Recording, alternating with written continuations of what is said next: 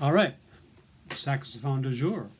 This is a beautiful, amazing condition, Con 6M. So this is a post lady on the bell, post rolled tone holes and all that jazz. I do have one of each of those, the older ones from the 40s and the 50s, but of course they need a ton of work. This thing looks like it was just freshly overhauled. So it's basically selling for the price of the overhaul. Just amazing, amazing condition. So nice Con engraving on it. So this is one of the last Elkhart, Indiana cons. It's like 1970. Right after that, they moved to Nogales, New Mexico, and after that, they went to Nogales, Mexico. So the guys didn't have to jump across the border and kind of could do anything they want without any U.S. EPA stuff, which might be history now. But anyhow, not going to get into that. So again, really, really clean.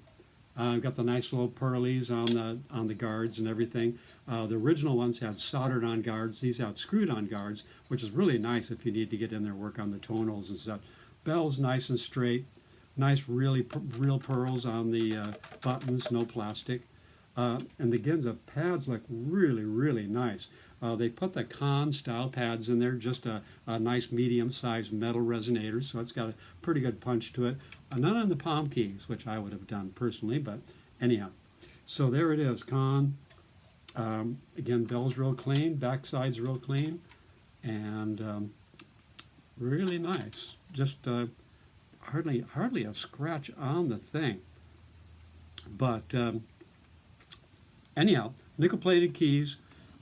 Cool that they retain the underslung octave. A lot of the pictures you see of Charlie Parker have this. You can just tell that, really immediately that it's a 6M with that underslung octave key.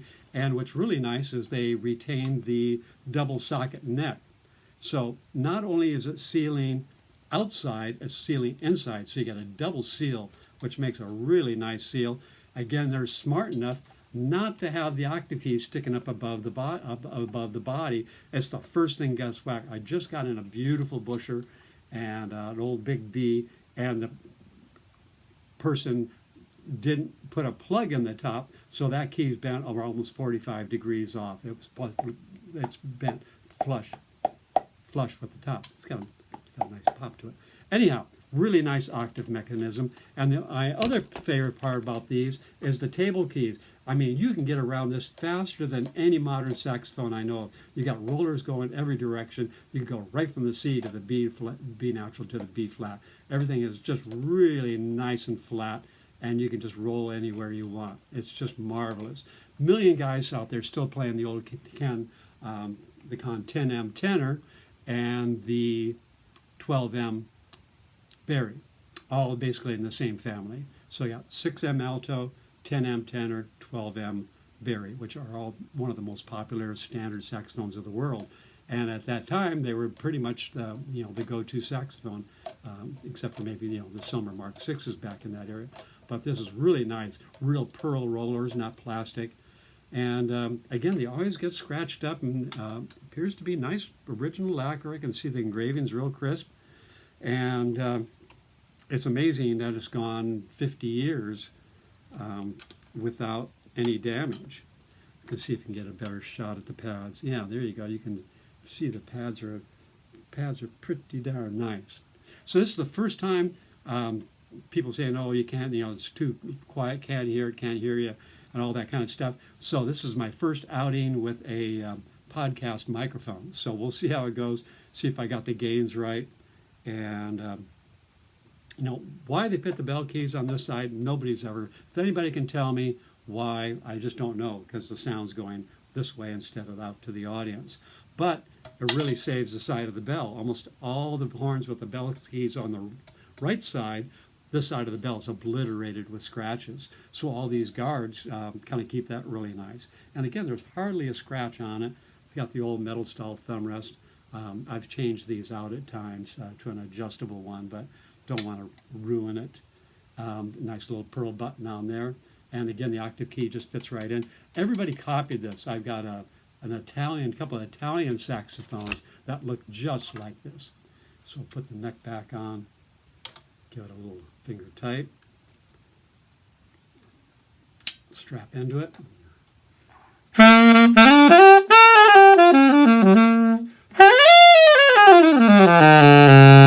But you can go right down that low B flat.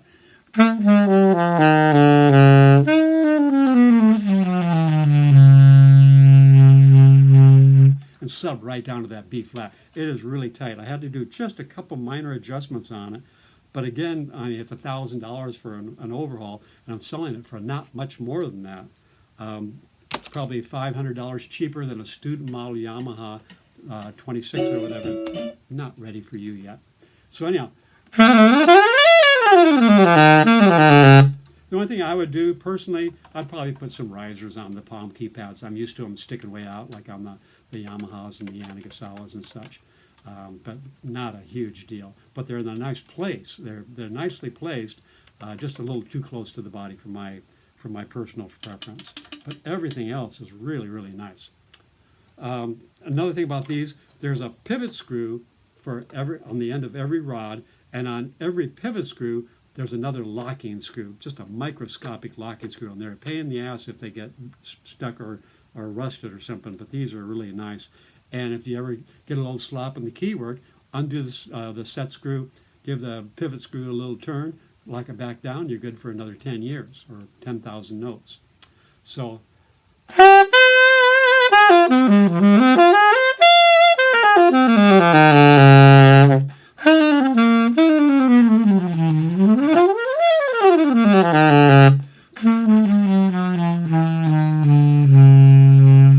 wow, right down to that low B flat. So we're going to play a little tune.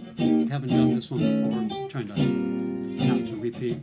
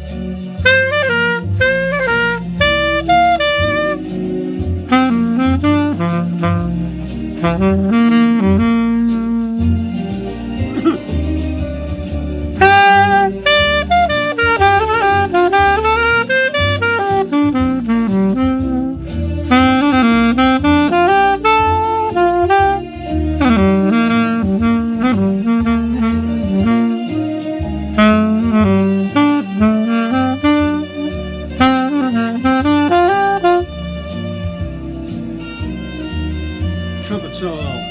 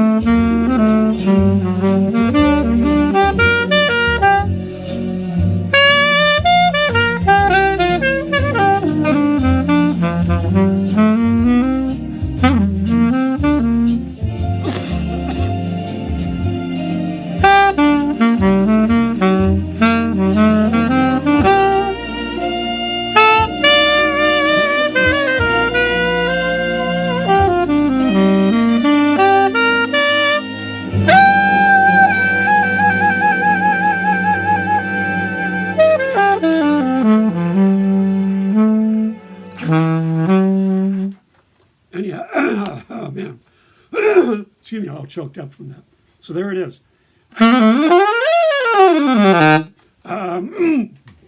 Serial number is N as in Nancy 74451. Kind of was pretty cool in this era in the late 60s and 70s.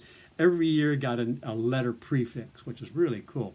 So I think about start is about 65 with L, and they have M, and so on up the alphabet, and so on up the year, which is pretty nice to date these. So anyhow, really nice professional saxophone with a beautiful American-made sound for less than the price of a student model Yamaha made in China now. Isn't that incredible? So it's going to go up for $1,500. Beautiful original case, still really nice condition, and again a pretty fresh overhaul on it. So really hard to beat for a classic USA-made horn. I think the 6Ms are going to go for around $2,000 or more, and not near as nice cosmetic shape as this.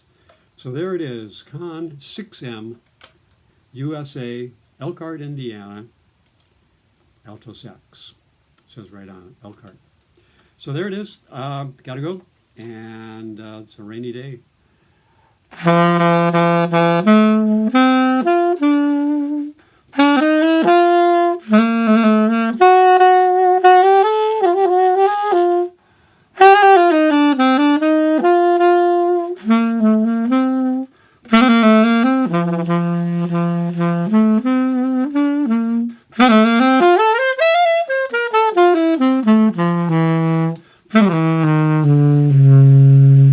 Wow, really tight.